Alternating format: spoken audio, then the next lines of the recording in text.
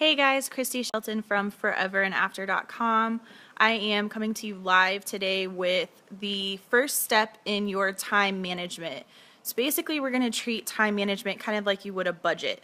Your very first task is to keep a time journal. You want to keep track of anything in your day that takes you 5 minutes or more. So basically you want to block out the time that you're commuting to work, the hours that you're actually at work, and any other events or activities that you have throughout the day and evening.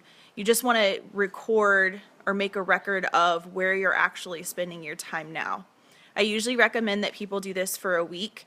If your routine is pretty set, like say Monday through Friday, you have pretty much the same schedule, pretty much the same routine, you can get by with doing like a Friday, Saturday, Sunday, something like that, just so that you can get an idea of where your time is actually going. That's going to help us when we set out the time blocking and things like that. So start with keeping a journal, and this can be like a piece of paper that you carry around. It can be something you write in your planner. It can be something you do on your phone. Basically any task that takes at least 5 minutes you want to keep track of, and you're going to keep a record of that for tomorrow. I'm going to talk to you guys about power pockets and time blocking to try to get the most bang for your buck in the time that you have. Now, a lot of the stuff that we do seems trivial. Like if you notice that you're spending, 5 or 10 minutes scrolling Facebook, make sure you account for that as well. And it really should reflect everything from start to finish for your day. So if you spend 10 minutes doing laundry, write that down, that kind of thing.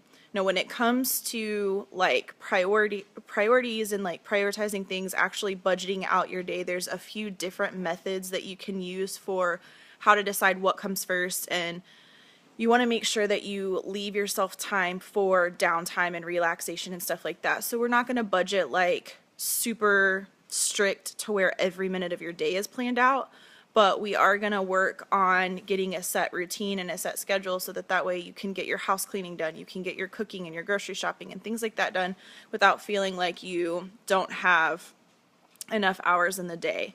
So your task is to start that journal and keep following along with this video series so that you can get the process started for your time budgeting or your time management. Now, a lot of people will start the process of keeping this journal and they'll give up like halfway through the day, and then they'll just kind of guesstimate. It's really not going to do you much good unless you have a really accurate, to the minute pretty much account. Kind of like when you set up a budget and you spend, $5 here, $5 there, you want to make sure that you're accounting for that stuff.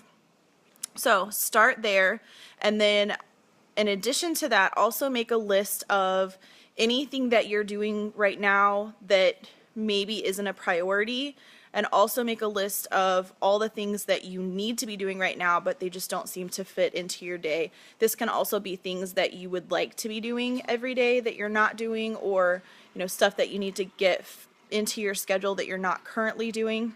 You can go ahead and include that on the second list, and that way we have kind of a starting point for where the puzzle pieces are coming from that we're going to fit together as we do this time management strategy. Me personally, I use a planner, and then I also use like either a stopwatch or different alarms in my phone to help alert me when it's time to change tasks. So I try to be really focused on whatever my task is at hand while I'm doing it, and then move on to another task. And for me, I don't believe that I have to finish every single task before I can move on to the next one. So if I budget myself 20 minutes for something, I spend that 20 minutes. Even if the task isn't quite done, I still move on to whatever the next task is, and it helps me to get more things done and make more progress with more things. So tomorrow's video, I'm going to share with you guys how I use power pockets or time blocking, whatever you want to call it, to really get the most done. And if you guys start that process with your time journals tomorrow, you'll be ready when we start the actual planning out and layout of the day. So hopefully you find this video helpful. I will catch you guys soon. Thanks.